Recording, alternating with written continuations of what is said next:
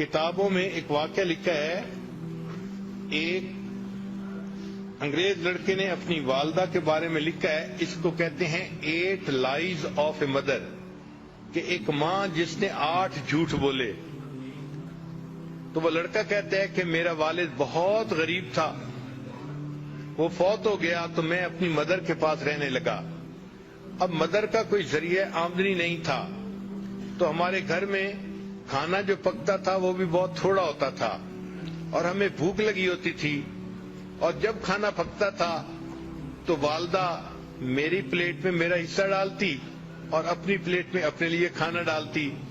پھر کھانے کے دوران جب میں اپنا کھانا ختم کرنے لگتا تو ماں محسوس کرتی کہ مجھے اور کھانے کی ضرورت ہے، تو وہ اپنی پلیٹ میں سے رائس میری پلیٹ میں ڈال دیتی تھی اور کہتی تھی کہ eat this rice son, I'm not hungry, کہ بیٹے تم یہ چاول کھا لو، مجھے اتنی بھوک نہیں ہے.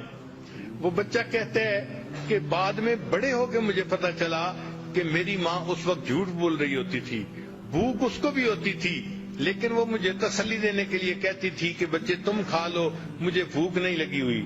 یہ میری ماں کا پہلا جھوٹ تھا. وہ کہتے ہیں کہ پھر چونکہ ہمیں کھانے میں کوئی اچھی نیوٹریشن نہیں ملتی تھی، تو جب ویکینڈ آتا تھا تو میری والدہ مجھے قریب میں ایک ریور تھا وہاں لے جاتی تھی، اور وہاں پہ ہم فشنگ کرتے تھے تاکہ اگر ہمیں کوئی فش مل جائے تو ہم اس فش کو گھر میں پکائیں اور کوالٹی فوڈ مل جائے. وہ کہتے ہیں کہ ایک دن میں نے 2 فشز پکڑی، ان کو لے کے جب گھر آئے تو میری والدہ نے ان کو کوک کیا اور مجھے کھانے کے لیے دونوں دے دیں.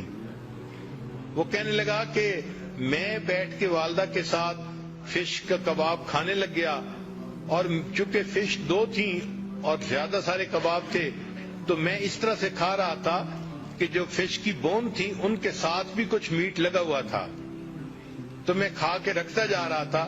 میری والدہ آ کے میرے پاس بیٹھ گئیں اور اس نے وہ جو بونز تھی وہ اٹھا کے ان کے ساتھ جو میٹ تھا وہ کھانا شروع کر دیا. تو کہنے لگا کہ میں نے فیل کیا کہ والدہ بھی کباب کھانا چاہتی ہیں، تو میں نے کہا امی کو کہ امی آپ بھی کباب کھا لو. تو میری ماں نے کہا کہ نہیں بیٹا، fish eat this fish son because I don't like it, میں فش کھانا اتنا پسند نہیں کرتی، تم فش کا کباب کھا لو. اور یہ میری ماں کا دوسرا جھوٹ تھا، حالانکہ فش اسے پسند تھی اور وہ بچے ہوئے اس کی جو ہے نا میٹ کو بون سے کھا رہی تھی. پھر وہ کہتے ہیں کہ میں بڑا ہوا، اسکول گیا، پھر ایک دن آیا کہ میری والدہ مجھے امتحان کے لیے لے کر گئی. میں کمرے کے اندر امتحان دینے میں مصروف تھا، گرمی تھی اور میری والدہ باہر بیٹھی ہوئی تھی. باہر میری والدہ نے میرے لیے ایک کولڈ ڈرنک جو ہے نا گلاس میں ارینج کیا. چنانچہ جب چھٹی کا ٹائم ہوا میں باہر نکلا تو میری والدہ نے مجھے وہ ٹھنڈا گلاس شربت کا پیش کیا. تو میں نے اسے کہا کہ امی آپ پی لو. تو وہ مجھے کہنے لگی کہ بیٹے مجھے پیاس نہیں لگی ہوئی، تم پی لو. تو والدہ نے وہ سارا کا سارا جوس مجھے پلا دیا اور خود کچھ نہیں پیا. یہ میری والدہ کا تیسرا جھوٹ تھا.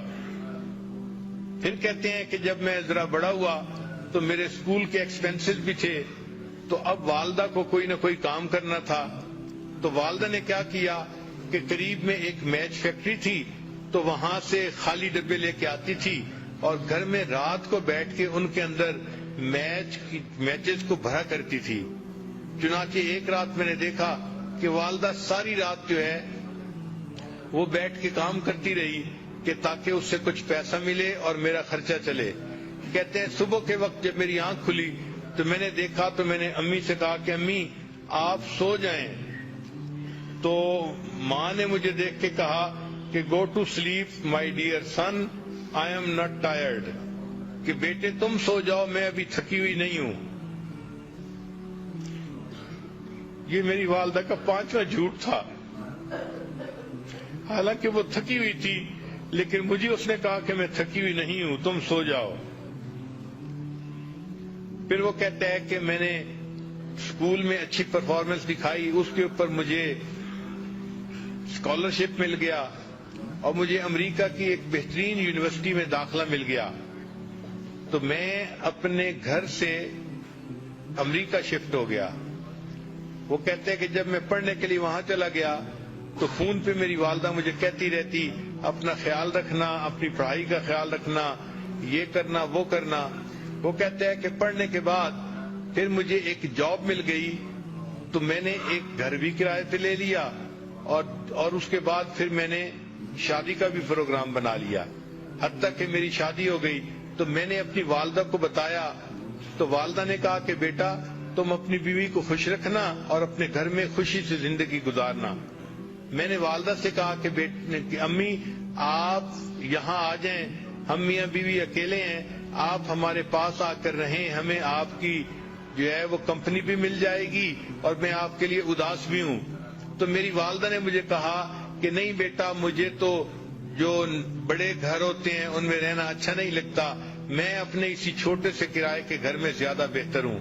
یہ میری والدہ کا 7واں جھوٹ تھا جو اس نے میرے ساتھ بولا۔ پھر میرے پاس چونکہ پے اچھی تھی تو میں چاہتا تھا کہ اپنی والدہ کو ہر مہینے کچھ نہ کچھ پیسے دے دیا کروں۔ تو میں نے ایک مرتبہ کچھ پیسے اپنی والدہ کو بھجوائے تو میری والدہ نے وہ پیسے مجھے واپس بھجوا دیے۔ تو جب میں نے پوچھا کہ امی آپ نے پیسے واپس کیوں بھجوائے تو والدہ نے کہا کہ بیٹا میرے پاس انف منی تھی، مجھے اور پیسے کی ضرورت نہیں تھی۔ یہ میری والدہ کا جو ہے وہ 7واں جھوٹ تھا جو اس نے میرے سامنے بولا۔ پھر کچھ ایسے دن گزرے کہ والدہ نے فون میں مجھ سے رابطہ نہیں کیا تو میں بھی پریشان تھا کہ 3-4 مہینے ہو گئے والدہ سے فون پہ کبھی تسلی سے بات نہیں ہوئی۔ کہنے لگے کہ پھر ایک دن ذرا میں نے جب زیادہ فون کیا تو مجھے پتا چلا کہ میری والدہ بیمار ہیں اور ہاسپٹلائز ہیں۔ وہ کہتے جب مجھے یہ پتا چلا تو میں ٹکٹ بنوا کے فوراً اپنے گھر آ گیا۔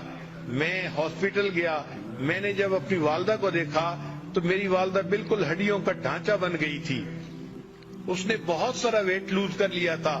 اور جب میں وہاں وارڈ کے اندر داخل ہوا تو جو نرس تھی اس نے مجھے بتایا کہ تمہاری والدہ کینسر کی مریضہ ہے، اس کو چیسٹ میں کینسر ہے اور اس کو بہت پین ہوتی ہے، تو تم اپنی والدہ کا ذرا خیال رکھنا۔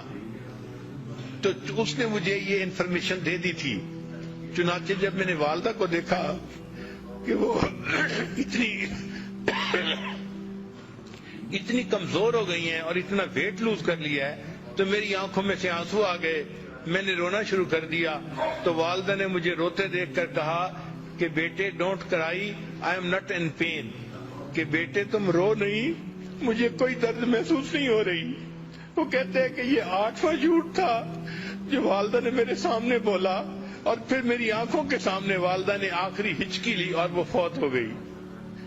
تو ماں کس طرح اپنے غم اپنے بچوں سے چھپاتی ہے، خود قربانی دیتی ہے، بچوں کو پتہ نہیں چلنے دیتی۔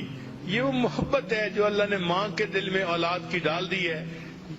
یہ رحیمیت کی وہ صفت ہے کہ اصل میں تو رحمت اللہ تعالیٰ کے پاس ہے۔